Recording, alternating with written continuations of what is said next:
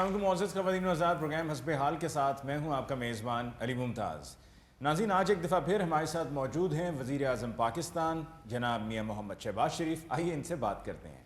बहुत बहुत शुक्रिया अली मुमताज़ साहब।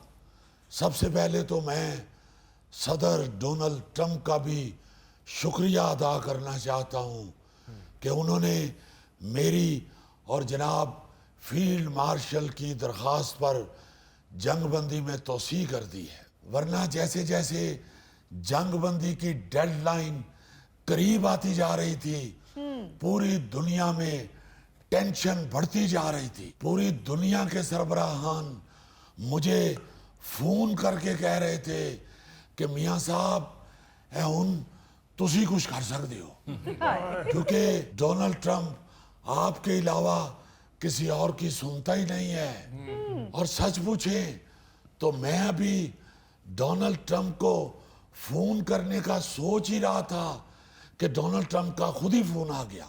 वाह वाह वाह वाह, मियाँ साहब दिलां नूं दिलां दे राह हुंदे ने। गौरी साहब तुहाडी गल ठीक है, मगर इस वक्त दिलां दे रावां दी नहीं, आप ना ये हुरमस दे राह दी मुसीबत पई है। मैंने जब फोन पे डोनाल्ड ट्रंप का नाम देखा तो मैं हैरान रह गया।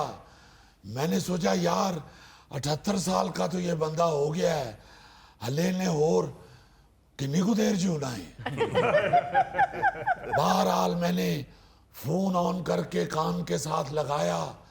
मैं अभी कुछ बोलने ही लगा था तो कहने लगा कि मियाँ साहब जल्दी जल्दी से जो आपने मुझे कहना है वो कह लें, क्योंकि जंगबंदी की डेडलाइन करीब आती जा रही है। मैं अभी दरखास्त करने ही वाला था तो कहने लगा बस बस मुझे आपके एक्सप्रेशन नजर आ गए हैं, बस जो आप सोच रहे हैं वो हो गया हो गया। ओही जी ओही दिलां नूं दिलां दे राह हुंदे ने। जी हाँ, उसने कहा कि मैं समझ गया हूँ आप जंगबंदी में तोसी की दरखास्त करनी चाहते हैं, बस हो गई हो गई। और उसने साथ ही ट्वीट भी कर दिया। सुबह उठ के मैंने नाश्ते से पहले उनको फोन किया। मैंने कहा ट्रंप साहब खुदा के लिए जब आप ट्वीट करते हैं तो टाइम तो देख लिया करें, हमारा टाइम आपसे बहुत पीछे है, हम लोग सोए होते हैं।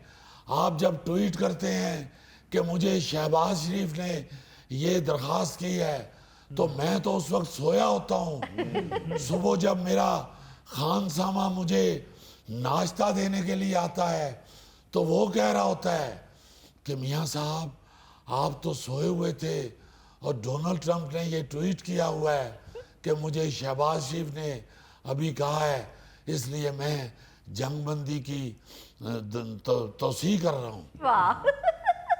साथ वो खानसामा हल्का हल्का हंस भी रहा होता है कि मियाँ साहब ये दरखास्त तुसी सुत्या पिया ख्वाब विच करदे हो या डोनाल्ड ट्रंप राती खुद ताड़ी ख्वाब विच आंदा है। वाह जी वाह मियाँ साहब, निहार मूंह ट्रंप नाल गल करना बड़ा वड्डा कारनामा है। आप तो अच्छी तरह समझते हैं गौरी साहब, बहुत बहुत बड़े डॉक्टर ये कहते हैं कि निहार मुंह चाय पीना और ट्रंप से बात करना नुकसानदेह होता है। अगर अल्लाह ताला के बेपाया कर्म से मेरे लिए ये हमेशा फायदेमंद साबित हुआ है। मियाँ साहब आप अपने आप को इजी ले रहे हैं, आप आलमी दुनिया के हीरो बन चुके हैं, पूरी दुनिया के ख्वाबों में आ रहे हैं। सारे दुनिया के मीडिया ने देखा है कि किस तरह से आलमी सरबराहान आपको प्रोटोकॉल दे रहे हैं। वाह जी वाह। मैं आपको क्या बताऊं अली मुमताज साहब, सारी दुनिया के सरबराहान मेरे साथ सेल्फियां बनाने के लिए इस तरह एक दूसरे को धकेल रहे थे कि मैं हैरान हो गया। बिल्कुल ऐसा ही मंजर था जैसे मायरा खान किसी शॉपिंग मॉल में जाए तो लोग उसके साथ सेल्फियां लेने के लिए एक दूसरे को धक्के देने शुरू हो जाते हैं। मियाँ साहब तुसी मेरी मिसाल दे दिंदे, मेरे नाल भी लोकी सेल्फियां बनाते ने। मायरा खान की मिसाल जरूर देनी सी तुसी। गौरी साहब आपकी मिसाल देता तो वो बात फिर मजाक में पड़ जानी थी।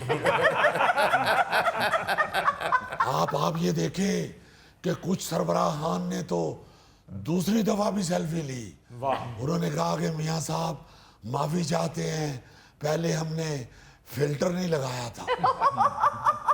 और सब लोग मुझे इस तरह वीवीआईपी प्रोटोकॉल दे रहे थे कि जैसे दामाद शादी के बाद पहली दफा ससुराल जाए तो उसकी आवभगत होती है। नहीं अली साहब, ये वाली मिसाल काट दीजिए, कहीं आपकी भाभी ये सुन के नाराज ना हो जाए। बहरहाल मैं तो अल्लाह ताला के इस बेपाया करम पे जितना शुक्रिया अदा करूं वो कम है। खाने की मेज पर सब लोग इस तरह मेरे साथ ट्रीट कर रहे थे कि मैं हैरान हो गया। कोई उठ के मुझे गरम गरम नान पेश कर रहा था, कोई मेरी प्लेट में लेग पीस रख रहा था, कोई मेरे आगे बिरयानी वाली डिश कर रहा था। आप यकीन माने सिर्फ रान रोस्ट की वजह से एक दूसरे के साथ इस तरह सब लड़ रहे थे कि नहीं ये मेरे वाली गरम है, ये मियां साहब खाएंगे। दूसरा कह रहा था नहीं ये मेरे वाली ज्यादा गली हुई है, ये खाएंगे। कोई कह रहा था नहीं ये मेरे वाली बड़ी जूसी है, ये खाएंगे।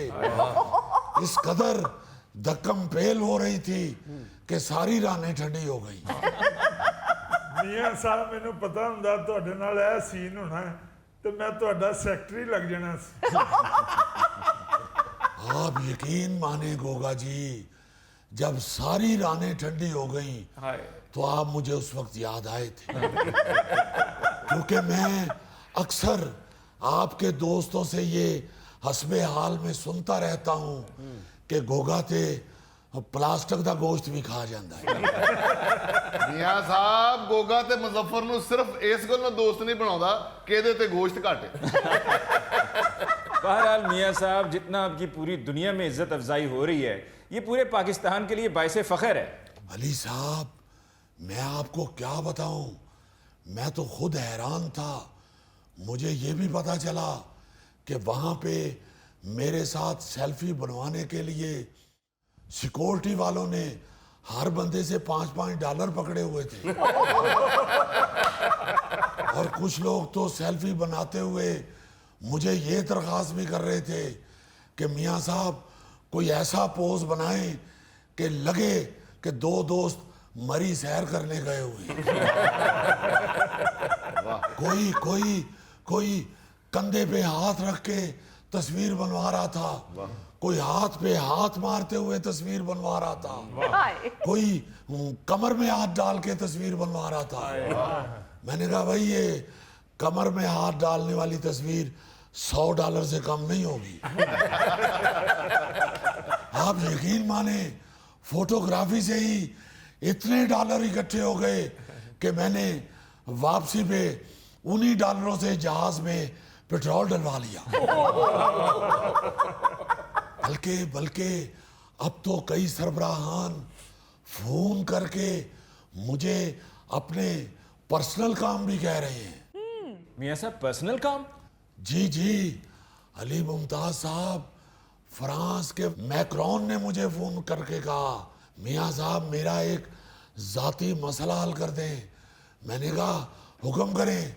कहने लगा कि डोनाल्ड ट्रंप सिर्फ आपकी सुनता है, उनसे कहें वो बार बार मीडिया के सामने वो मेरी बीवी के मुझे थप्पड़ मारने वाली बात ना दोहराया करे। वो जब भी वो बात दोहराते हैं मेरी बीवी मुझे देख के हंसना शुरू कर देती है। मैंने कहा मिस्टर मैक्रोन, मैं उनसे जरूर कहूंगा, मगर आप इसे जाती मसला ना कहें। ये मसला तो अब बैनुल अक़वामी मसला बन चुका है।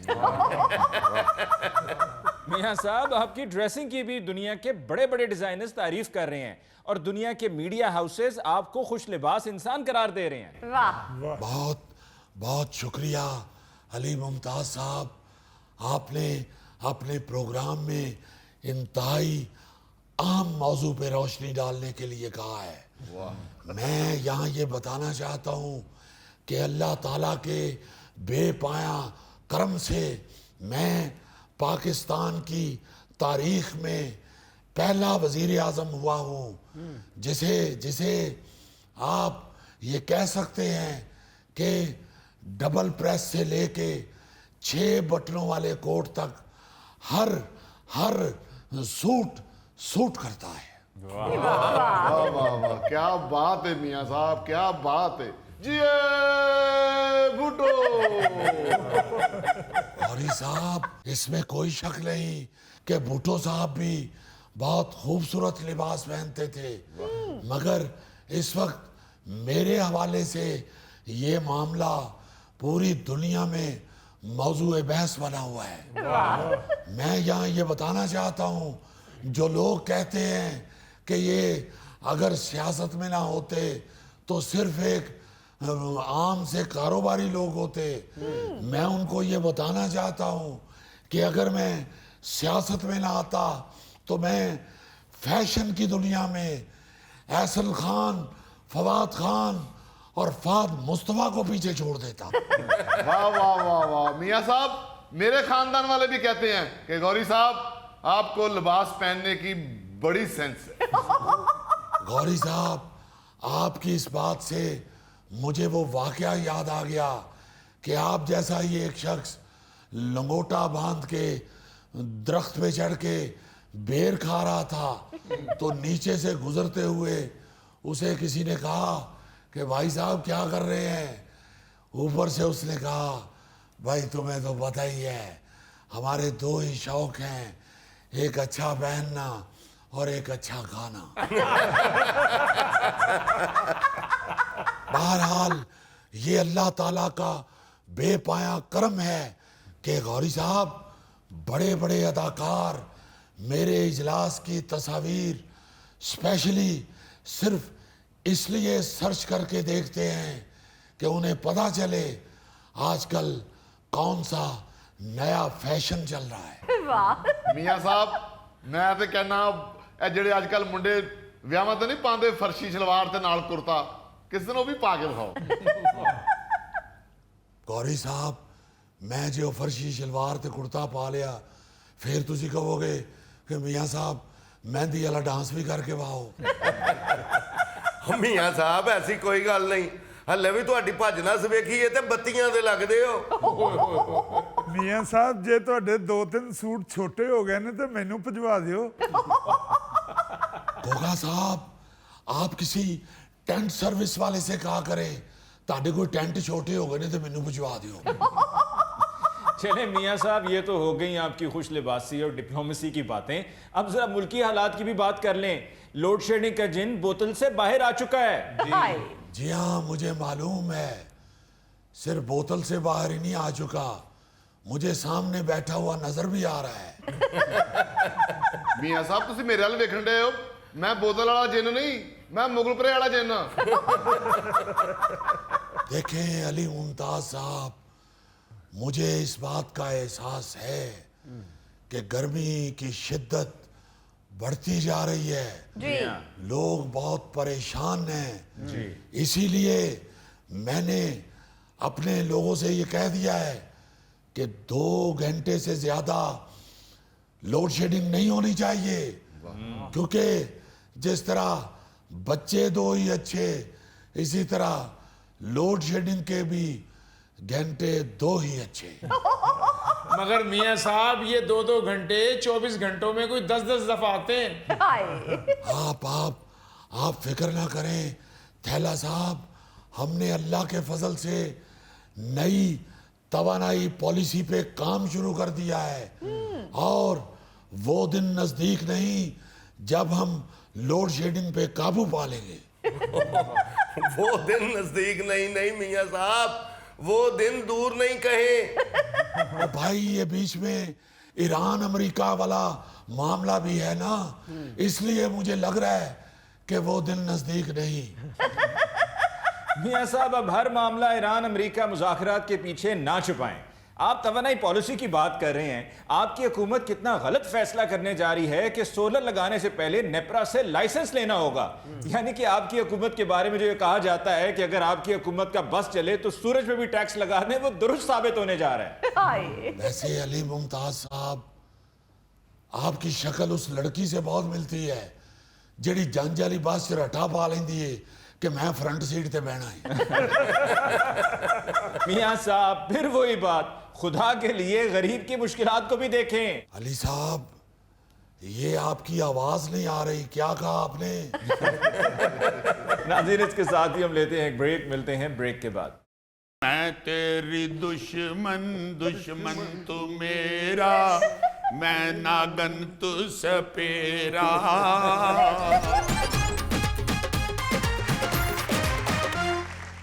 नाज़रीन, पेशी खिदमत है आज का खबरनामा। नायरीन, शायर कहता है, मैं तेरी दुश्मन, दुश्मन तू मेरा, मैं नागन तू सपेरा। नायरीन, आपको मालूम है कि जेम्स बॉन्ड गलत गाना नहीं गाता। जो गाना खबर में फिट हो रहा होता है वही पेश करता हूं। वाह वाह वाह, सांपों वाला गाना है, इसका मतलब कोई जहरीली खबर है। खबर कुछ यूं है, चीनी खातून ने 60,000 जहरीले सांपों की फार्मिंग शुरू कर दी। 10,000 किंग कोबरा सांपों समेत ये खातून 60,000 सांपों का जहर बेचकर सालाना 4 करोड़ रुपए तक मुनाफा कमा रही है। वाह वाह 10,000 किंग कोबरा साहब। मैं तेरी दुश्मन, दुश्मन तू मेरा, मैं नागन तू सपेरा। क्यों जी, कैसी डरावनी खबर सुनाई है आपको? देखो जरा, क्या हैरान कुन खबर है कि खातून सांप पाल रही है। हाँ जी। हालांकि किसी को नफरत के लिए यह कहा जाता था कि मैं तो सांप ही पालन रही हूं, मगर उस खतून ने देखो फार्म खोल लिया है। ये खबर सुन के मेरा तो उस खतून को सलूट करने को दिल करता है। तो चले जाओ चीनी सूबे गुआंगशी में, वहां एक इलाका है ग्योलेन, वहां उसे सलूट भी कर लेना और सांपों के साथ हेलो हाय भी कर लेना। बल्कि हो सकता है तुम्हें उधर एक अच्छा कारोबार भी मिल जाए। उसके फार्म के थोड़ा दूर ही कोई एक जहर पंप बना लेना, वो सांपों में से जहर निकालेगी, तुम फिर सांपों की रीफिलिंग करते रहना। यार, गोगे ने उस खातून की बहादुरी की बात की है और तुम उसे बिजनेस का मशवरा दे रहे हो। नहीं, बुरा बिजनेस तो नहीं है पॉइजन स्टेशन। आप हैरान होंगे कि इस खातून के वालिद का ये बिजनेस था, अच्छा। सांप पालने वाला। और उनके वालिद को पसंद नहीं था कि उनकी बेटी इस काम में आए, क्योंकि वो उसे खतरनाक समझते हैं। हाँ जी। लेकिन बेटी ने भी जिद पकड़ ली। उन्हें कहा कि नहीं, मुझे नहीं पता, मैंने वालिद साहब वाला ही काम करना है। कि ये जो औरतों का डरने वाला टाइटल है, मैं इसे तब्दील करके रहूंगी। वो खतून कहती है कि शुरू शुरू में मैं जब सांप पलसेटियां मारते थे ना, यानी शूकते थे, तो मुझे डर लगता था। अच्छा। लेकिन अब मुझे खौफ नहीं आता, अब मैं मजा लेती हूँ इनकी इस साउंड का। मेरा ख्याल है कि इस खातून की अपने खामद से दुश्मनी चल रही थी जो इसने सांप पाले हुए हैं, वरना जहर कहाँ बिकता है यार। क्यों जी, उन्हें सिर्फ खामद नूं डराण वास्ते 60,000 सप खामद ते पाते यार। खामद नूं डराण वास्ते तो एक सप ही काफी हुंदा है और वो खरीदने की जरूरत ही नहीं। हल्का सा खुद बेगम ही फन फैला ले तो डर शुरू हो जाता है। यार ये काट देना तुम्हारी मेहरबानी। अब भाई जी, ये जो जहर होता है ना, ये दवाइयों में इस्तेमाल किया जाता है, तिब्बी तहकीक में इस्तेमाल होता है। सही। इसका 1 किलोग्राम जहर जो है ना, वो $40,000 में बिकता है। अच्छा। 1 किलो जहर $40,000 में। और ये जो सांप का गोश्त है, ये भी बिकता है बड़ा महंगा। जिस तरह मज दूध देना छड़ देवे तो फिर उन्हें हलाल कर लेंगे ना वड कसाई, इसी तरह सप जहर देना छड़ देवे तो फिर इन्हों कसाइयों दे आते। मैं तो अपना अली मुमताज साहब ये दंग हो रहा हूं कि 4 करोड़ रुपए सालाना का मतलब है 35-40 लाख रुपया महाना। ਸਾਰਾ ਕੰਮ ਛੱਡ ਕੇ ਬੰਦਾ ਸੱਪ ਹੀ ਨਾ ਪਾਲ ਲਵੇ ਸਾਡੇ ਸਪੇਰੇ ਇਧਰ ਦੇਖੋ ਨਾ ਵਿਚਾਰੇ ਭੁੱਖੇ ਮਰ ਰਹੇ ਹੋਤੇ ਆ ਗਲੀਆਂ ਮਹੱਲਿਆਂ ਚ करते फिर रहे हैं और उधर देखो वो सांपों से किस कदर लोट कमाए जा रहे हैं। हाँ। जेम्स बॉन्ड, ये तुम्हारे पाँव के पीछे कलरी सांप है या कोबरा है? यार ऐसे ना करो, मैं जेम्स बॉन्ड ताकतवर इंसान हूं, लोगों को ये ना बताओ कि साडा जेम्स बॉन्ड फूसी है। मैं तो ये सोच रहा हूँ कि ये सांप फार्म का बहुत फायदा भी होता होगा, चोरी चकारी का भी डर नहीं ना किधरे फार्म हाउस की कंध टप के किसी ने चोरी करन आना है ते ना किसी ने पिस्तौल वहा के सप्पा नूं हैंडअप करना है। अब आके ये कैटल फार्म में तो यही डर लगा रहता है मालिकों को कि कोई जानवर चोरी ना करके ले जाए। हाँ जी। और ये सप फार्म के तो 10-10 किलोमीटर दूर से भी चोर नहीं गुजरता होगा। जेम्स बॉन्ड, इस औरत का तो खर्चा भी कोई नहीं हुंदा होएगा। क्यों जी? दूसरे फार्म हाउस होण रिश्तेदार दोस्त आए रहंदे ने, टुके रहंदे ने, चलो उथों ऐशा खावांगे ओ ले आइए। इस फार्म हाउस से डर दा कोई बढ़दा ही नहीं होना। यार ही इज राइट। कोई रिश्तेदार दोस्त ये भी नहीं कह सकता कि सानू जरा अपना फार्म हाउस ते बहाओ। उत्थे अगर कोई जबरदस्ती टुर भी जावे ओनू जाके तुसी उत्थे लस्सी दा गिलास पड़ाओ, बेचारा इंज करदा रहे। वैसे तो फार्म हाउस वाले अपने मेहमानों से पूछते हैं ना जी कि आप आम या अमरूद खाएंगे जी। सप्पा वाली माई अपने मेहमानों को पूछती होनी है, भाजी डंग खाओगे? जेम्स बॉन्ड माई कोई पैसे नाल चीज तो नहीं खरीददी होनी, ਇਹ ਦੇਖ ਸੱਪ ਫੜਦੀ ਹੋਣੀ ਤੇ ਕਰਿਆਨੇ ਵਾਲੀ ਦੁਕਾਨ ਤੇ ਜਾਂਦੀ ਹੋਣੀ, ਵੇ ਭਰਾ 2 ਕਿਲੋ ਚੌਲ ਤੋਲ ਦੇ ਤੇ 1.5 ਕਿਲੋ ਘਿਓ ਤੋਲ ਦੇ। और दुकानदार दुकान छड़ के दौड़ जाता होना, जो चाहिए जी आप ही ले लो। ਸੱਪ ਵੀ ਕੋਲੋਂ ਕਹਿੰਦਾ ਹੋਣਾ, ਬਾਜੀ ਮੇਰੇ ਲਈ ਜੂਸ ਲੈ ਲਓ। यार ये सांप की गुफ्तगू से मुझे याद आया, सांप तो 100 साल के बाद सुना है इंसान बन जाता है। ये माई तो रोज सारे सप्पों के शनाख्ती कार्ड चेक करती होगी केड़ा 100 साल दा होने वाला बच्चा। जेम्स बॉन्ड सप जो इंसान बनता है वो गोगे जिड्डा होता है या मुजफ्फर जिड्डा? अब भाई ये तो सांप की नस्ल पर डिपेंड करता है ना जी। अगर किंग कोबरा होगा तो वो तो फिर इंसान बन के गोगे जिड्डा ही होएगा, ते जे को बेचारा निक्का मोटा होया मैं गडोया शंडोया तो मुजफ्फर बन गया। ਅੱਛਾ ਜੇਮਸ ਬੌਂਡ, ਗੋਗਾ ਤੇ ਮਾਸ਼ਾਅੱਲਾ ਐਡਾ ਤਗੜਾ ਹੈ, ਇਹਨੂੰ ਕਦੀ ਸੱਪ ਲੜਦਾ ਨਹੀਂ। अच्छा जी। ਇਹਨੂੰ ਸੱਪ ਵਲੇਵਾ ਪਾ ਕੇ ਨਾ ਇਹਦੀ ਜੇਬ ਚੋਂ ਪੈਸੇ ਕੱਢ ਲੈਂਦਾ। यार ये कौन सा जेब कुतरा सांप है भाई? यार आप लोग मजाक उड़ा रहे हैं, ये वाकई बहुत बड़ा कारोबार बन चुका है। जी जनाब, और सिर्फ सांप ही नहीं, अब तो बड़े बड़े अजीबो गरीब जानवरों की फार्मिंग हो रही है। अच्छा। ये मगरमच्छों की फार्मिंग हो रही है। अब तो पाकिस्तान में भी कुछ फार्म बने हुए हैं ये मगरमच्छों के। अच्छा। जी जी, ये जो ठल है ना इलाका सिंध का, हाँ जी। वहां भी किसी बंदे ने मगरमच्छों का फार्म बनाया हुआ है। इसके अलावा आप जानते ही हैं ये जो होते हैं बिच्छू, हाँ जी। इनका फार्म तो बहुत ज्यादा फैल चुके हैं, चूंकि जो काला बिच्छू होता है वो तो बहुत ही महंगा होता है। अब तो उसका रेट यहाँ पहुंच गया हुआ है कि जिन्होंने बनाए ने ना जी बिच्छुआं दे फार्म, उन्होंने दे बच्चे उन्होंने कहते हैं कि अब्बा जी एक काला बिच्छू दियो, मैं बेच के ते एक छोटी गड्डी लैनी है। ओह यार इतना भी महंगा नहीं होता। लो भाई जी, एंकरी दे नाल नाल इन्होंने बिच्छू भी पाले। और फजूल आदमी, इतना मुझे पता है कि इसका जहर महंगा होता है, पर इतना भी महंगा नहीं होता कि उसको बेचने से उसे गाड़ी आ जाए। अच्छा, ये शेर, चीते, मकड़ियां और तितलियों की फार्मिंग भी आपने सुनी ही होगी। हाँ जी, हाँ जी। लेकिन जो दिलचस्प खबर और एक सुनाने लगा हूं, आप हैरान हो जाएंगे। जी। चींटियों की फार्मिंग भी हो रही है। यस, अभी चंद दिन पहले कीनिया के दारुल हुकूमत नैरोबी से एक चीनी शहरी गिरफ्तार हुआ है। अच्छा। जो कीनिया से 2000 मलका चींटियां स्मगल कर रहा था। चींटियों के अंदर एक होती है मलका चींटी, हाँ जी। उसने हल्का सा गरारा पहना होता है और उसके सिर पे निक्का जिहा ताज भी होता है। तो वो जो मलका चींटी होती है ना, वो बड़ी महंगी बिकती है। अच्छा। और स्मगल भी होती है। ये शहरी जो था नैरोबी का, जी जी। ये पकड़ा गया है। अच्छा। 2000 जिंदा मलका चींटियां स्मगल कर रहा था।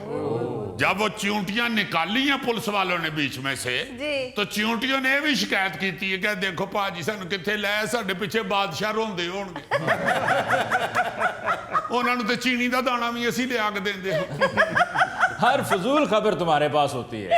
नाज़रीन, इसके साथ ही हम लेते हैं एक ब्रेक, मिलते हैं ब्रेक के बाद। मैं तो रख लेता हूँ टांग पे टांग। भाई हम आपकी बात नहीं कर रहे, आप टांग पे टांग क्या, आप तो सर पे टांग भी रख सकते हैं।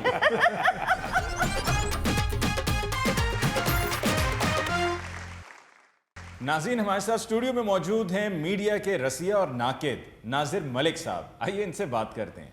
अली मियाँ, मैं माफी चाहता हूँ, अगर आप पानी का एक गिलास मंगवा दें तो मैं पहले ब्लड प्रेशर वाली गोली खा लूं, क्योंकि जब भी मीडिया की बात होती है ना ब्लड प्रेशर बढ़ जाता है। नहीं, हम ब्लड प्रेशर बढ़ाए बगैर आराम से प्यार से बात करेंगे। चलें देख लेते हैं। भाई बात कुछ यूं है कि अपने इन पेटू दानिश्वरों से पूछ लें जिनसे टांग पे टांग नहीं रखी जाती। हमने टांग पे टांग रखी है, इन्हें कोई एतराज तो नहीं है? लो, हमसे क्यों नहीं रखी जाती? क्या ਉਹ ਮਲਕ ਸਾਹਿਬ ਤੁਸੀਂ ਸੋਫੇ ਤੇ ਬੈਠੇ ਹੋ ਇਸ ਲਈ ਤੁਸੀਂ ਲਾਤੇ ਲੱਤ ਰੱਖ ਲਈਏ, ਅਸੀਂ ਸਟੂਲ ਤੇ ਬੈਠੇ ਆ, ਸਾਨੂੰ ਜ਼ਰਾ ਪ੍ਰੋਬਲਮ ਹੁੰਦੀ ਹੈ। मलिक साहब, मैं किसी के कहने पे टांग नहीं रखता, मेरा स्टाइल है ये। जी हाँ, वरना मैं तो रख लेता हूँ टांग पे टांग। भाई हम आपकी बात नहीं कर रहे, आप टांग पे टांग क्या, आप तो सर पे टांग भी रख सकते हैं। और जनाब, हमें चैनल की तरफ से इजाजत नहीं है टांग पे टांग रखने की। हमें पहले ये बताइए अली मुमताज साहब कि किस किस चीज की इजाजत होती है और किस किस चीज की इजाजत नहीं होती। क्या मतलब आपका? भाई आप चैनलों वाले तो बता देते हैं कि हमें इजाजत नहीं है ऐसा करने की। ये जो सोशल मीडिया है और जो कि अब बहुत ज्यादा फैल चुका है जी, इनको भी किसी चीज की इजाजत है या किसी चीज से इन्हें भी मना किया गया है, या ये शुतर बेमुहार की तरह ही चल रहे हैं? हाय हाय। अच्छा, तो आप सोशल मीडिया पे इस वक्त ब्लड प्रेशर बढ़ाए बैठे हैं। और ये सिर्फ ब्लड प्रेशर ही नहीं, आप यकीन कीजिए टेंशन भी बहुत बढ़ जाती है। और ये ऐसी ऐसी चीजें देखने को मिलती हैं कि कई कई दिन यकीन माने उसे ऐसे मदानी डाल के लस्सी बना रहे होते हैं, जान ही नहीं छूटती। अभी आप देखिए ना, 2-3 पॉडकास्ट लेके सारा सोशल मीडिया इस कदर एक दूसरे की बेइज्जती कर रहा है कि हैरान कुन। जी, अभी वो जो फिल्म स्टार हैं आपकी, वो क्या नाम है भाई आपकी, कहाँ आपकी? मीरा हाँ, फिल्म स्टार मीरा, उनका एक पॉडकास्ट देख लिया और ये उसके बाद ऐसी ले दे हो रही है कि यकीन मानिए जी चाहता है कि फोन पकड़ के भाई शोएब अख्तर की तरह पूरे जोर से दीवार में मार दें। हाँ, इस इंटरव्यू को लेकर बहुत बहस हो रही है। अली मियां, जब आप ट्रोल करना शुरू हो जाते हैं किसी भी चीज को, तो हमारे सोशल मीडिया के देखने वाले हैं नाजिर जितने भी हैं, भाई वो यंगस्टर ज्यादा हैं। वो फिर मजीद उसमें दिलचस्पी लेते हैं और मजीद उनके ज़हनों के अंदर इंतशार पैदा होता है। नाजिर मियां, अभी तो वसीम अब्बास साहब की शहबाज गिल के हवाले से गुफ्तगू ने पूरी दुनिया में धूम मचाई हुई। हाँ। अब आप देखिए ना जरा, आप देखिए नहीं, आपने क्या देखना है, आप देखिए। क्यों जी, हमने क्यों नहीं देखना, हम अंधे हैं? चलो भाई आप भी देख लीजिए। और मसला ये है कि भाई एक आदमी बड़े प्यार से आपको समझाने की कोशिश कर रहा है, आप उसकी उस गुफ्तगू में से भी कीड़े निकाल निकाल के बाहर देख रहे हैं, ये भी कीड़ा है, ये भी कीड़ा है, ये भी कीड़ा है। अरे मियां, गुफ्तगू में कीड़ा नहीं, आपके दिमाग में कीड़ा है। अब देखिए वो कह रहे हैं भाई हम ऐसा नहीं चाहते, हम खुद चाहते हैं कि ये जो पीटीआई के लीडरान हैं इनको बाहर होना चाहिए, सियासत इस हद तक नहीं जानी चाहिए। भाई पहली बात तो ये है कि आप फनकारों को अपनी गुफ्तगू में घसीट के लाते हैं सिर्फ कैमरा लेने के लिए। भाई और भी 36 तरीके हैं कैमरा लेने के, आप कोई और रास्ता इख्तियार कर ले। बिल्कुल। आप किस लिए बेचारे अच्छे भले मेहनत कश लोगों को खामखा की टेंशन दे रहे हैं? और फिर वसीम अब्बास साहब एक पढ़े लिखे आदमी हैं, वो खुद भी कहते हैं और हम भी जानते हैं कि उनकी बानी पीटीआई के साथ बड़ी हमदर्दियां हैं। खुदारा आप लोग इस तरह की बातें करके, अरे बानी पीटीआई के चाहने वालों का दिल खट्टा मत कीजिए। हाय। अब आप खुद अंदाजा लगाइए, भाई वसीम अब्बास साहब हमारे मुल्क का एक बहुत बड़ा नाम है। 50 साल से वो इस मुल्क की खिदमत कर रहे हैं। और सिर्फ वही नहीं भाई, उनके वालिद मोहतरम अनायत हुसैन भट्टी साहब बहुत बड़े हीरो हुए फिल्म के, फिल्म साज हुए, राइटर हुए। और मैं कहता हूं कि ऐसा बड़ा फोक सिंगर के आप सोच भी नहीं सकते। फिर बहुत बड़े आलिम थे वो, सिर्फ अदाकार नहीं थे। उन्होंने सूफीज्म के हवाले से पाकिस्तान टेलीविजन के ऊपर जो प्रोग्राम किया, यार क्या मानी खेज गुफ्तगू करते थे वो। और फिर अली मुमताज साहब, आपके ये सब फनकार जानते हैं, सिर्फ फन्नो अदब की खिदमत नहीं की अनायत हुसैन भट्टी साहब ने। भट्टी साहब मरहूम उस टीम में भी शामिल थे जिन फनकारों ने जंग के अंदर अगले मोर्चों पे, अगली सफों में जाके फौज की खिदमत की, उसका जज्बा बढ़ाया। ऐसा ऐसा जंगी तराना गाया हुआ है अनायत हुसैन भट्टी साहब ने कि भाई जिन लोगों ने सुना है वो आज भी उस तराने को याद करके जवान हो जाते। भाई ये उनके बेटे हैं वसीम अब्बास साहब, और खुद इनकी जो खिदमत हैं, चाहे थिएटर के हवाले से हो, चाहे टेलीविजन के हवाले से हो, चाहे फिल्म के हवाले से हो, जी भाई आप कैसे फरामोश कर सकते हैं। बिल्कुल। और फिर अनायत हुसैन भट्टी साहब वो शख्सियत हुए हैं कि भाई 50 साल पहले ये जो आपका अस्पताल है, गुलाब देवी अस्पताल, वहां पे उन्होंने एक बहुत बड़ा वार्ड बनवाया था। अभी भी वसीम अब्बास साहब की दादी अम्मा के नाम से मंसूब है वो वार्ड, जहां पे लोगों की खिदमत हो रही है। जी भाई मैं तो इन यूट्यूबर से कहूंगा कि खुदारा कैमरा लेने के लिए हर शख्स को खींच के अपने सामने ना ले आइए। भाई ईरान अमेरिका की जंग की वजह से अगर आपका कैमरा कहीं और चला गया है, आपके मतलब का आपको मवाद नहीं मिल रहा, तो ये ना कीजिए कि शुराफा को आप घसीटना शुरू कर दें। नाजिर मियां वसीम अब्बास साहब ने अपनी किसी गुफ्तगू में कहा कि शहबाज गिल, अगर आप चाहते हैं कि इनकलाब आए तो उसके लिए पाकिस्तान वापस आइए, डंडे खाइए। तो भाई इसमें क्या गलत है? इसका जवाब शहबाज गिल ने भी दिया ना जी। उनका कहना है कि मैं आने को तैयार हूं, आप ऐसा कीजिए कि इमरान खान की आंख का इलाज ही करवा दें कह के किसी को, किसी तरह यास्मीन राशिद साहिबा को बाहर निकलवा दें। कम से कम मुझे हौसला हो कि मैं जाऊंगा तो वहां अदालतें मुझे इंसाफ देंगी। अरे मियां, ये तो वही बात हो गई, मेरे पेट में दर्द है, आज मैंने स्कूल नहीं जाना। भाई अब जो वसीम अब्बास साहब है को वजीर सेहत तो नहीं है, या यास्मीन राशिद साहब बाहर आ जाएं वो को वजीर आजम पाकिस्तान तो नहीं लगे हुए। भाई इस बात को लेकर तो वसीम अब्बास साहब ने भी कहा कि बानी पीटीआई जो है उन बेचारों की नजर खराब हो रही है। यास्मीन राशिद साहिबा बेचारी कैंसर पेशेंट हैं और जेल के अंदर बैठी हुई हैं। भाई वो भी इस बात पे एहतजाज ही कर रहे हैं। आप उनको कह रहे हैं कि आप मुझे इंसाफ ले दें, आप ये काम करवा दें, आप हमें तहफ़्फ़ुज़ दिलवा दें। असल बात तो यही कह रहे हैं ना कि मैं आता हूं वापस, मुझे इंसाफ मिलना चाहिए, मेरे साथ इंसाफ होना चाहिए। तो भाई वसीम अब्बास साहब तो हैं अदाकार, उनसे क्यों पूछ रहे हैं? आप पूछना चाहते हैं कि इस तरह के मामलात को कैसे हैंडल किया जाता है, तो भाई आप राना सनाउल्लाह साहब से पूछिए। बल्कि वो तो आपको ये भी बताएंगे कि अगर आपके ऊपर मंशियात का केस डाल दिया जाए तो उसे कैसे फेस करना है। आपने पूछना है तो साद रफीक साहब से पूछिए, जो बताती हैं कि डंडे खा खा के मेरा पूरा जिस्म नीला हो गया था। आपने पूछना है तो परवेज रशीद साहब से पूछिए, जो बताते हैं कि मेरे साथ जेल में क्या क्या हुआ था। आपने अगर पूछना है भाई तो एहसन इकबाल साहब से पूछिए कि जेल में किस तरह दिन गुजारे जाती है।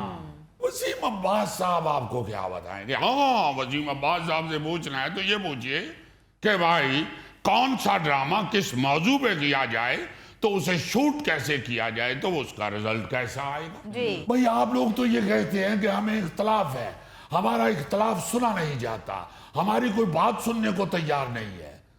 तो भाई अगर आपसे कोई कभी किसी वक्त इख्तलाफ करता है तो आप भी तो अपने अंदर हौसला पैदा करें इख्तलाफ को सुनने का। हाँ जी। अदाकार सुहेल अहमद साहब को भी लेकर शहबाज गिल नाराज हैं। उनका ये कहना है कि सुहेल अहमद साहब ने कामरान शाहिद के प्रोग्राम में एक खातून अदाकारा को ओ बच्ची कहकर पुकारते रहे। अरे नहीं, ओ उतना लंबा करो जितना गिल साहब ने किया।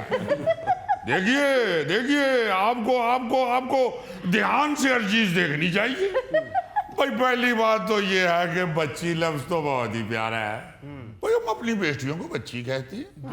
अब हम गुफ्तगू में बताते हैं कि ये हमारी बच्ची है। अब हम बात करते हुए ये कहते हैं कि हमारी 2 बच्चियां ब्याही गई हैं, 1 बच्ची रह गई है। वो बच्ची तो बड़ा प्यारा लफ्ज है।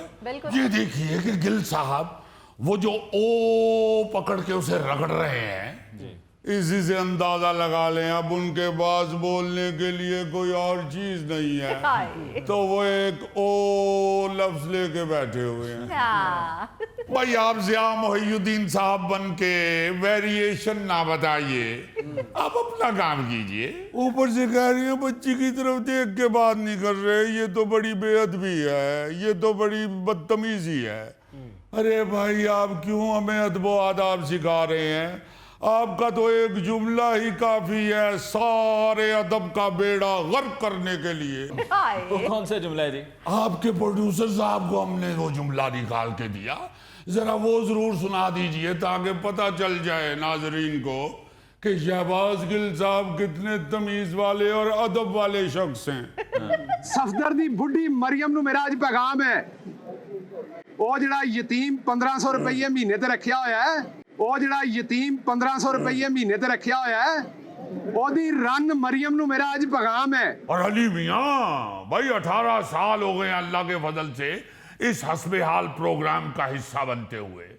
भाई चाहे कोई जमात हो, उसकी तरफ से अगर कभी किसी बद इखलाकी का मुजाहरा किया गया है तो इस प्रोग्राम में उसकी शदीद मजम्मत की गई है। वो चाहे तलाल चौधरी साहब हो, अता तारड़ साहब हो, या ख्वाजा आसिफ साहब के शीरी मजारी साहिबा के बारे में रिमार्क्स हो, बिल्कुल शदीद मजम्मत की गई है इस प्रोग्राम में। जी हाँ, इसलिए भाई आप खुद तनकीद की बंदूक के आगे मत आए, आप पढ़े लिखे आदमी हैं। गो आप ऐनक उतार लें और सर पे दुपट्टा लपेट लें तो माई तंदूर वाली लगते हैं। और ये काट दीजिएगा, कहीं गिल साहब आगे से ये ना कह दे मैं जट्टां दा मुंडा वां, ऐसी रोटी छंडांगा के लग पता जाएगा। भाई कहने का मतलब ये है कि आप माशाल्लाह पढ़े लिखे आदमी हैं, आप क्यों इस तरह की कमजोर गुफ्तगू करके अपने आप को जाहिल पेंट करते हैं? बिल्कुल। आज ये है भाई कि हम तो ये कहते हैं कि ये जो भी हुआ है गलत हुआ है। मैं आपको यहाँ एक और वजाहत करना चाहता हूँ। हम जो ये कहते हैं ना कि एक भुट्टो भी थे, वो भी पकड़े गए थे, उनको तो फांसी हो गई थी, इसका मतलब ये हरगिज नहीं है कि बानी पीटीआई अल्लाह ना करे जेल में ही बैठे रहे और उनके साथ भी ऐसा सलूक हो, हरगिज नहीं। अरे मियाँ बताने का मकसद ये है कि ये बड़ी देर से सिस्टम ही सारा खराब है। हम तो सिर्फ ये कहना चाहते हैं कि आपको भी तो मौका मिला, बेशक 3.5 पौने 4 साल मिले, भाई उसी में सिस्टम ठीक कर लेते। बिल्कुल। हम वाकई बड़े परेशान है इस सिस्टम से। हमारा बड़ा बड़ा कीमती आदमी इस तरह पकड़ के जेल में दिया गया। खुदा के वास्ते ऐसे ना कीजिए भाई, जब मौका मिले तो उसी वक्त अच्छा काम कर लेना चाहिए। बिल्कुल सही। अच्छा काम कर लेना चाहिए। ये अल्लाह ताला अगर मौका देता है तो वो नसीब वाले को देता है। वाह वाह। वो क्या डॉक्टर फकीर मोहम्मद फकीर का शेर है, आए अज समा कुछ होर फकीरा कल समा कुछ होर, पल्ले हुंदिया मंगन वाला खाली हथ न टोर। क्या बात है। अरे जब हुकूमत बनती है, कोई भी हो, नून लीग हो, पीपल्स पार्टी हो, पीटीआई हो, जब भी कोई हुकूमत बनती है तो खुदा के लिए ये सोचें कि आवाम आपसे क्या मांग रही है। हाँ जी। आवाम बेचारी तो हर हालत में जिंदगी गुजार रही है। जो बेचारे समझ बूझ वाले लोग हैं वो तो आपसे सिर्फ सिस्टम की दुरुस्तगी मांग रहे हैं। बिल्कुल सही। हम बिल्कुल सारे उसमें जिम्मेदार हैं, कोई एक हुकूमत नहीं, सारे जिम्मेदार हैं। मगर जो सारे जिम्मेदार हैं उनमें कोई एक भी पूंछ पे खड़ा होके ये बुलंद आवाज में नहीं कह सकता कि दूसरे ने गलत किया, हम तो ठीक थे। सबको मौका मिला, बेशक थोड़ा थोड़ा मिला, यही तो अजाब है। हर हुकूमत ने यही कह दिया कि हमें तो पूरा वक्त नहीं मिला। किसको मिला पूरा वक्त? अरे 2-2, 3-3, 4-4 दफा आप लोग आ चुके हैं, बेशक 1 दफा आए भला 2 दफा आए। अरे खुदा के वास्ते सिस्टम ठीक करे। सही बात। ये आप ये मत सोचें कि हमारी ही सिर्फ बात हो, भुट्टो की बात ना हो, हमारी ही सिर्फ बात हो, नवाज शरीफ की बात ना हो, हमारी ही सिर्फ बात हो, बेनजीर की बात ना हो, हाय हाय जिन्होंने जाने कुर्बान की है इस मुल्क के लिए। जी जी बिल्कुल, पानी ला दें जी इन्हें, ये ब्लड प्रेशर की गोली खा लें। नाज़रीन, इसके साथ ही हम लेते हैं एक ब्रेक, मिलते हैं ब्रेक के बाद। बचपन च भी गोगा जी ने सारा वक्त खान पीन ते ही लाया। ਇਹ ਤੇ ਕੱਲਾ ਮੂੰਗਫਲੀ ਖਾ ਕੇ ਉੱਠਦਾ ਸੀ ਤੇ ਛਿਲਕੇ ਵੇਖ ਕੇ ਲੱਗਦਾ ਸੀ ਸਾਰੇ ਟੱਬਰ ਨੇ ਖਾਧੀ। ਔਰ ਰਿਜ਼ਕ ਇਹਦੀ ਕਿਸਮਤ 'ਚ ਬਹੁਤ ਹੈ। ਅੱਛਾ। ਇਹ ਤੇ ਗਲੀ 'ਚ ਢਿੱਡ ਵਜਾ ਕੇ ਇਹਨਾਂ ਆਟਾ ਇਕੱਠਾ ਕਰ ਲੈਂਦਾ ਸੀ।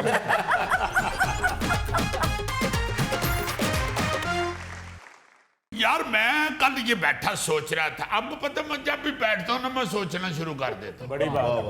ये पता नहीं, दानिश्वरों की शायद यही आदत होती है, समझ नहीं आ रही मुझे, मैं जब भी बैठता हूँ सोचना शुरू कर देता हूँ। क्यों अजीजी, कुछ खाया हुआ नहीं था कल? क्योंकि कहते हैं ना कि दानिश्वर भूखा हो तो फिर ज्यादा सोचता है। अच्छा वैसे मैं माफी चाहता हूँ, दानिश्वर होता ही भूखा है। आजकल सिर्फ बेवकूफ को पैसे होते हैं। सोच में ये रहा था अली साहब कि आप थोड़ा अरसा पहले जरा पीछे चले जाएं, कोई 20-30 साल पहले, जी तो लोगों के पास कितना वक्त होता था, वक्त गुजारने के अजीबो गरीब बहाने ढूंढे जाते थे। अब जिंदगी हर वेले से वेले बंदे की भी इतनी मसरूफ हो गई हुई है कि वक्त ही नहीं है लोगों के पास, हाँ जी, बिल्कुल। वक्त ही नहीं है। अक्सर आप ये कहते हुए सुनेंगे दोस्तों को कि ओ यार साल हो गया मैं रोज सोच रहा था तेरे अल जावा, फिर नहीं आन होया, चलो ठीक है फिर फोन ते मैं कह लो हेलो कर ली। हाय वक्त नहीं है।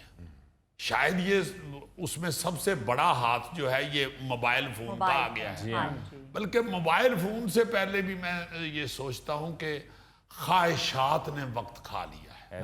यस। ख्वाहिशात बड़ी बढ़ा ली हैं हमने।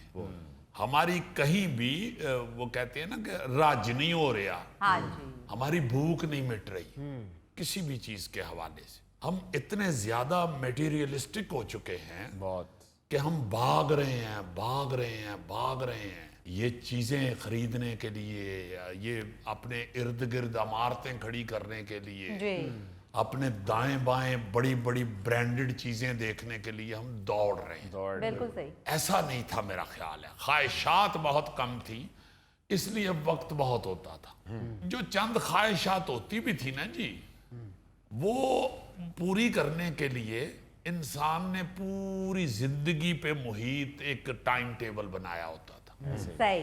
ऐसा नहीं था कि जल्दी जल्दी फटाफट सारा कुछ कर लिया जाए। हाय हाय चूंकि ख्वाहिशात होती 2-3 ऐसी थी, पहले भी मैंने कई दफा जिक्र किया है कि हाँ हमने जी। बुजुर्गों से बस यही सुना हुआ है कि बस बच्चे पढ़ जाएं। जी हाँ। बच्चों को पढ़ाने की ख्वाहिश होती थी, या बेटियों की शादी की शादी। ख्वाहिश होती थी, हाँ जी या को हज करने की ख्वाहिश है, को बड़ा किसी ने ये लंबा प्लान बनाया हुआ है, तो ये बेचारे ने सोचा हुआ है कि पैसे इकट्ठे हो जाएंगे ना तो हज इंशाल्लाह करने जाऊंगा।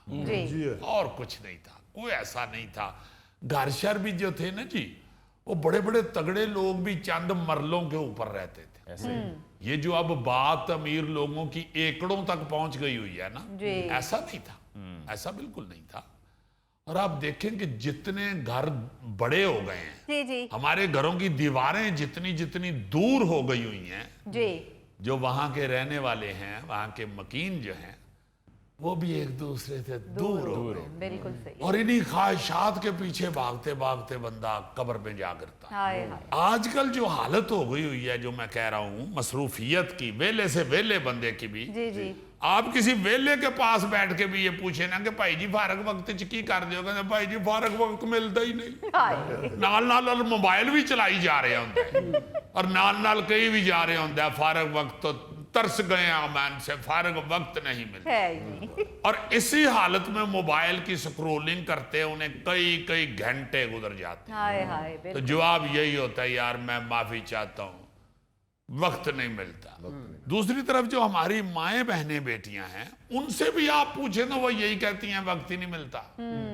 कोई कह दे कि आपने चक्कर नहीं लगाया या बड़े दिन हो गए हैं मिले ही नहीं, तो जवाब यही मिलता है, वक्त नहीं मिलता। सही बात है। बल्कि जिन घरों में हर काम के लिए मुलाजिम रखा होता है, उनका भी यही जवाब होता है कि यार बस वक्त ही नहीं मिलता। हाय ओ भाई जी, ये 30 साल पहले खवातीन जड़ियां ने वो घर दे कपड़े भी आप धोंदियां सन, फिर बेचारियां हांडी रोटी भी आप करदियां सन, फिर बालां नूं तैयार भी आप करदियां सन, स्कूले भी भेजदियां सन, जी। घर की सफाई सुथराई भी वो वाली, ये फर्शों टाइलों वाली नहीं, कच्चे वेड़ों वाली, वो सारी सफाई भी कर लेती थी, फिर उनके पास वक्त होता था। वाह जी वाह। अब सारे काम जिस घर में मुलाजम कर रहे हैं वहां की भी हमारी बहन बेटी यही कहती है वक्त नहीं मिलता। हाय ये जो वक्त ही नहीं मिल रहा यार, ये कौन सा वक्त है, एहसास ही नहीं हो रहा इंसान को। जी सारा दिन वेले बैठे हुए मक्खियां मार रहे होते हैं। हाँ ये है कि अब मक्खियां जो है वो मोबाइल पे मार रहे होते बिल्कुल सही। हैं,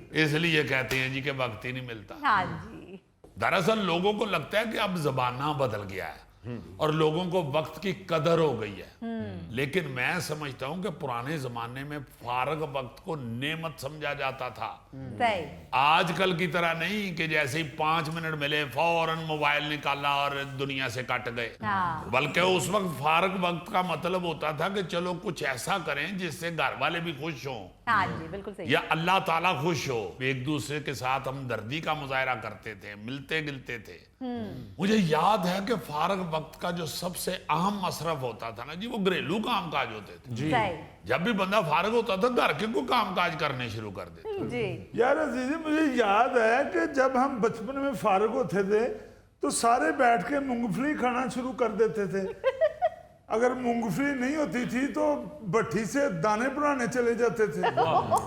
यानी माशाल्लाह बचपन विच भी गोगा जी ने सारा वक्त खान पीन ते ही लाया। ਇਹ ਤੇ ਕੱਲਾ ਮੂੰਗਫਲੀ ਖਾ ਕੇ ਉੱਠਦਾ ਸੀ ਤੇ ਛਿਲਕੇ ਵੇਖ ਕੇ ਲੱਗਦਾ ਸੀ ਸਾਰੇ ਟੱਬਰ ਨੇ ਖਾਧੀ। ਔਰ ਰਿਜ਼ਕ ਇਹਦੀ ਕਿਸਮਤ 'ਚ ਬਹੁਤ ਹੈ। ਇਹ ਤੇ ਗਲੀ 'ਚ ਢਿੱਡ ਵਜਾ ਕੇ ਇੰਨਾ ਆਟਾ ਇਕੱਠਾ ਕਰ ਲੈਂਦਾ ਸੀ। अजीजी भाई, मैंने तो कभी भी वक्त ज़ाया नहीं किया। जब फारग होता था, कोई काम नहीं होता था, तो एक्सरसाइज करना शुरू कर देता था। वाह वाह वाह। ਉਹ ਬਸ ਕਰਦੇ ਮੁਜ਼ੱਫਰ, ਕਿੰਨਾ ਕੁ ਜਿਸਮ ਬਣਾਉਣਾ ਹੀ, ਉਹ ਕਿੰਨੀ ਕੁ ਬਾਡੀ ਬਣਾਉਣੀ ਹੈ। ਹੁਣ ਤੇ ਤੈਨੂੰ ਮਿਸਟਰ ਹਸਪਤਾਲ ਕਹਿਣਾ ਸ਼ੁਰੂ ਹੋ ਗਏ ਲੋਕ। यार मुझे याद है कि फारिग वक्त में मर्द भी घर की सफाइयां करना शुरू हो जाते थे। खिड़कियां साफ कर ली, दरवाजे साफ कर लिए, पक्के उतार के साफ करना शुरू हो जाते थे। अच्छा सारे काम वो दस रहे जिथे दा हाथ ही नहीं पहुंचता। क्यों फजूल बात कर रहे हो? हाँ अगर तुम कहो कि मैं फर्श साफ किया करता था हम मान लेते, या ज्यादा तो ज्यादा घर दे मूड़े झाड़ छड़दा सा। सिद्धा तू दरवाजियां नूं हथ पा लिया, उत्तों फिर पक्खे नाल भी लटक गए। ਪਹਿਲਾਂ ਤੇ ਅਜ਼ੀਜ਼ੀ ਮੰਜੀ ਨਹੀਂ ਕੱਸ ਸਕਦਾ, ਇਹਦਾ ਪੈਰ ਹੀ ਉੱਤੇ ਜਾਂਦਾ ਹੈ। ਇਹਨੂੰ ਅਸੀਂ ਜਦੋਂ ਦੇਖਿਆ ਨਾ ਜੀ ਪੀੜੀ ਕੱਸਦੀਆਂ ਹੀ ਵੇਖੀ। यार आप लोग तो मजाक कर रहे हैं, यकीन करो मैं अब भी घर के सारे काम करता हूँ। अच्छा वाह वाह वाह। अली साहब आप यकीन करें। वो तो यकीन नहीं कर रहे। चलो फिर रहन दो गल, एवं कद नहीं रखा। एक बंदे को यकीन ही नहीं तो उसको क्यों बात सुनाई जाए? चलो अगले प्रोग्राम से ही। नहीं तुम मुझे सुना दो, मैं यकीन करूंगा। अजीजी मैंने घर में बहुत डिसिप्लिन कायम किया हुआ है। वाह रे वाह। मुश्किल से कहा लेकिन कह दिया। कहती है जाहिर है डिसिप्लिन कायम जो किया हुआ है तो मुंह से तो निकलना ही है। जब मैं यहाँ से काम से जाता हूँ जी कपड़े चेंज करके खामोशी से सो जाता हूँ। वाह। और यकीन करें अगले दिन काम पे जब आना होता तब उठता हूँ।